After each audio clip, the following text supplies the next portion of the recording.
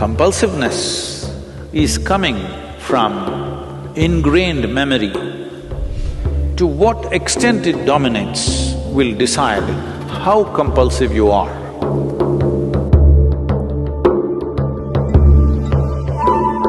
Don't try to counter it, don't try to forcefully beat it. What spiritual process means is to create an awareness, to become conscious in such a way that we override the memory.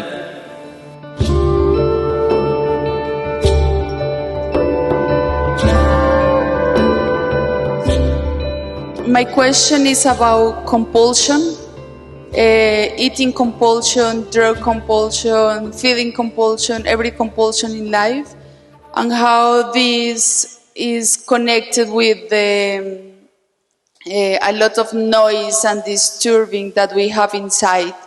How we express this noise inside through the compulsion to outside. See, what you call as compulsive is,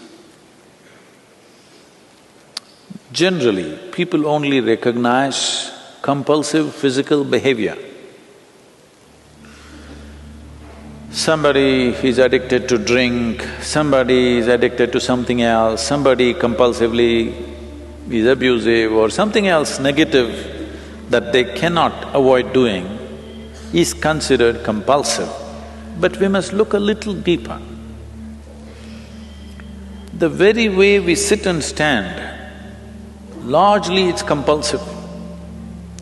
Maybe if you're practicing Hatha Yoga, slowly how you sit, how you stand is becoming a conscious process. Otherwise, it's largely compulsive. If we see your shadow, how you sit down, we almost know who it is, because you sit in a particular way, you stand up in a particular way. Have you noticed this? Every body has its own compulsive patterns. Compulsiveness is coming from ingrained memory. You can call it genetic, you can call it karmic, you can call it by many other names, but essentially, memory has taken over your life. What spiritual process means is to create an awareness, to become conscious in such a way that we override the memory, not just in small levels of compulsiveness of behavior or food or whatever else, but in the very compulsiveness of life, which has to go through cyclical process of life and death. To beat the ultimate compulsion is the longing to be born and the inevitable process of life and death.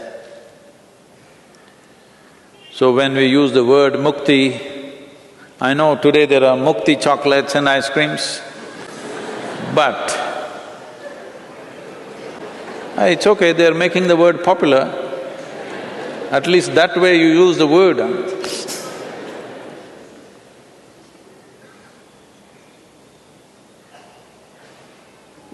So, essentially compulsiveness means something is going cyclical. You are not able to beat the cyclical movement that's happening within you, either psychologically, emotionally, energy-wise or physically in your behavior patterns. Maybe you are noticing only the behavioral patterns, the compulsive nature of your behavior. You are not noticing the compulsive nature of your thought unless it becomes very acute, compulsive nature of your emotion, compulsive nature of the way the energy patterns move, and above all, the compulsive nature of your very existence. Every aspect of life is influenced by memory. To what extent it dominates will decide how compulsive you are. It is like… I think I said this some time ago.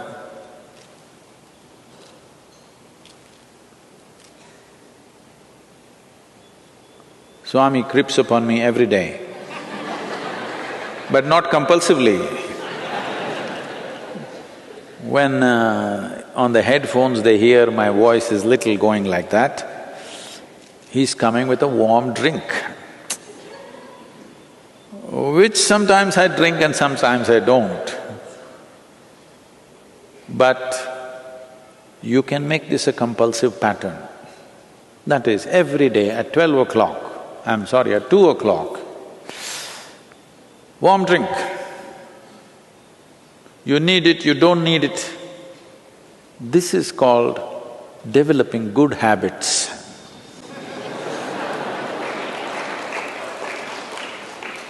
There are no good habits. All habits are bad because habit means you're trying to operate in a compulsive pattern. When you feel thirsty, you drink water. No, not like that. Doctor tells you every day 3 liters of water, half the time you are in the pee place.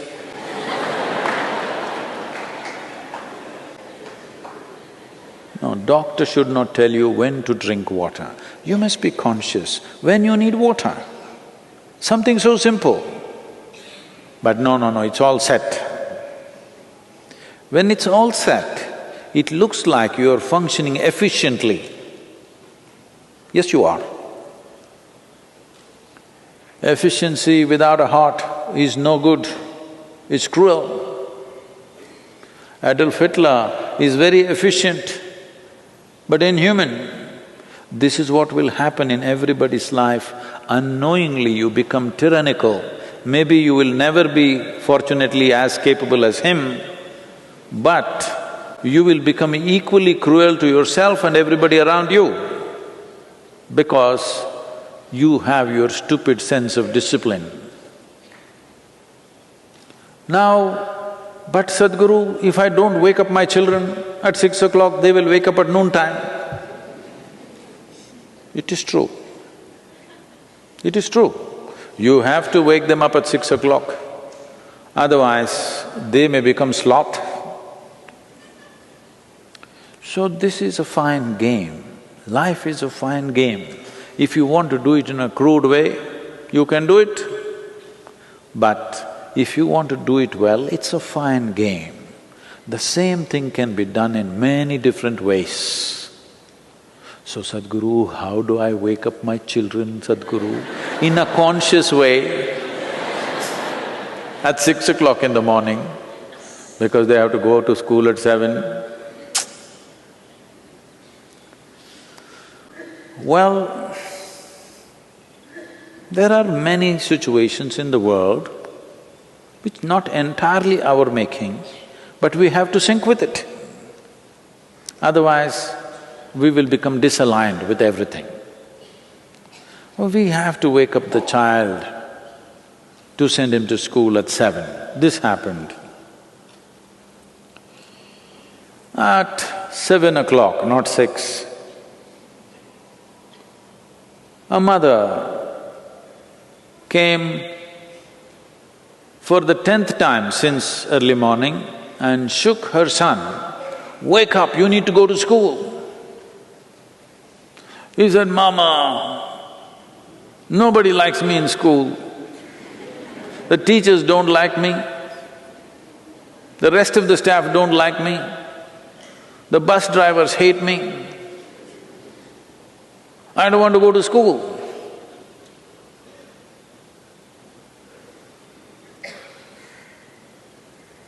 So the mother said, "No, you must be responsible, you have to go to the school. After all, you are the principal."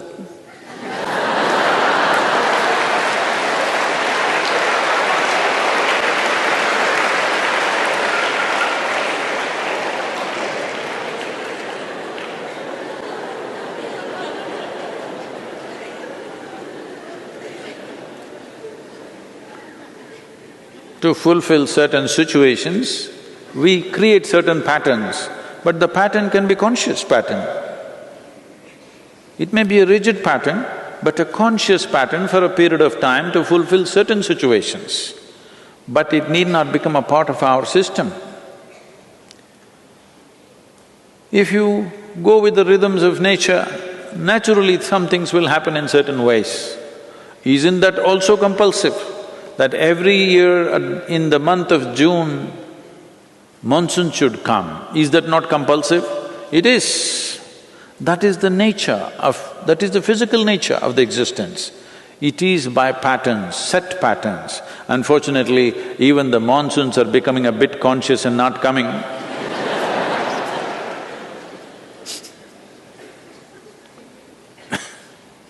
That's an unfortunate break of pattern. But physical nature is made of patterns. Whether individual atom or a cell or a molecule or the entire system, this is the way physical is made. This is the difference or distinction a human being knowingly or unknowingly trying to establish that I am something beyond the physical. No spiritual teaching might have gone into an individual person, but still even that person is trying to somehow prove to himself or herself that I am something more than physical. If somebody treats you just as a physical entity, you don't like it, isn't it? Hello? Physicality falls into set patterns. A dimension beyond physical doesn't fall into any set patterns. That is where it is from that dimension, the very idea of consciousness has risen in human mind. Human beings right now, in the evolutionary scale of things, are like, let's say a bird which was left in a cage for a long time. Then, after many years, the cage door is left open, but the bird never makes an attempt to fly because it's gotten used to the cage. It's gotten identified with the cage and it doesn't fly.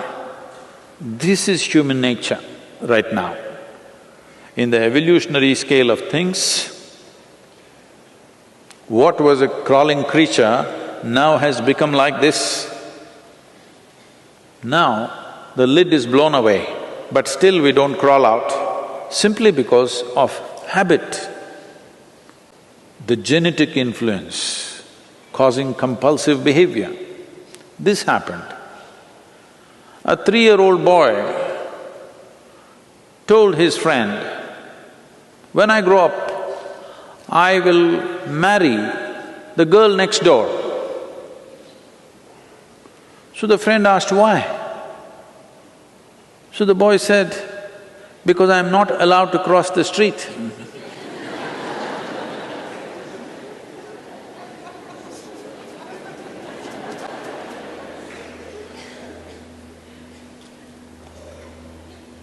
So, compulsiveness, don't try to counter it, don't try to forcefully beat it. You just have to become conscious. This is like the light and darkness business. You don't fight with the darkness, that will be foolish. Compulsiveness is an expression of lack of consciousness. You don't have to fight it. If you become more conscious, compulsive patterns will just disappear. It is like if you turn on the lights, darkness is gone. You don't have to fight with it. If you fight with darkness, you are on an endless fight.